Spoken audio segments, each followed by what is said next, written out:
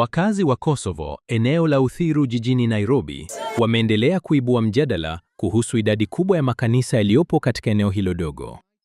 Ripoti mbalimbali zinaonyesha kuwa zaidi ya makanisa 100 yanapatikana ndani ya takriban ekari moja ya ardhi, hali ambayo imeifanya Kosovo kutambulika kama moja ya maeneo yenye makanisa mengi zaidi kwa nafasi ndogo.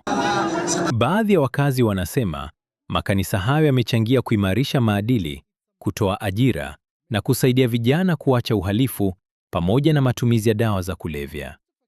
Hata hivyo, wengine wamelalamikia kelele kutoka kwa vipaza sauti, hasa nyakati za ibada za asubuhi, mikesha na maombi ya usiku. Wakati niliingia hapa, hakukuwa kanisa yoyote.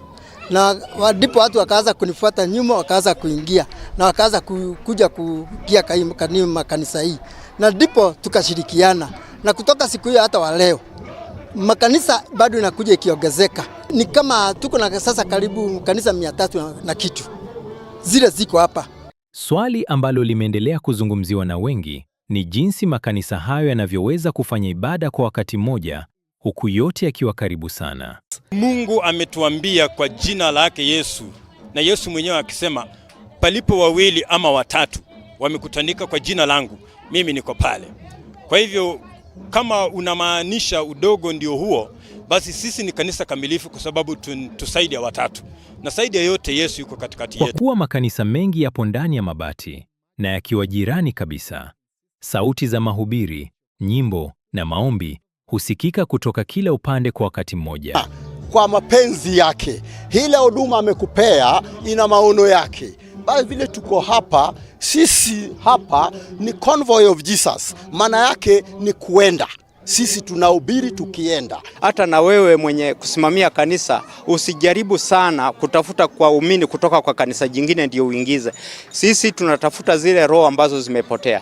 Heri uokoe mlevi kuliko kuchukua mtu ambaye ametoka kwa kanisa jingine. Baadhi ya wakazi wanasema hali hiyo imekuwa ya kawaida kwao na kwamba kila dhehebu huendelea na ibada zake bila kuathiriwa sana na makanisa ya jirani. Mwenyewe naishi hapa, lakini kulingana na makanisa mingi nashindwa mahali pa kuenda. Kwa maana ukienda kwa hii kelele ziko, hata utasikia vile mahubiri yenye unahubiriwa kwa hii kanisa yenye uko. Wengine hata ufananisha eneo hilo na redio nyingi zilizowashwa pamoja. Vibanda hivi vikawa ni mahame, na ndipo nafasi ikajitokeza kwa watumishi wa Mungu. Viongozi wa dini katika eneo hilo wamejitetea, wakisema makanisa yanatoa matumaini kwa jamii katika kipindi ambacho maisha yamekuwa magumu kiuchumi. Wametoa wito kwa serikali kuweka utaratibu mzuri wa leseni na udhibiti wa sauti badala ya kulaumu makanisa yote. Kosovo Uthiru imeendelea kuvutia mijadala mitandaoni, huku wengi wakiita mji wa makanisa ndani ya Nairobi.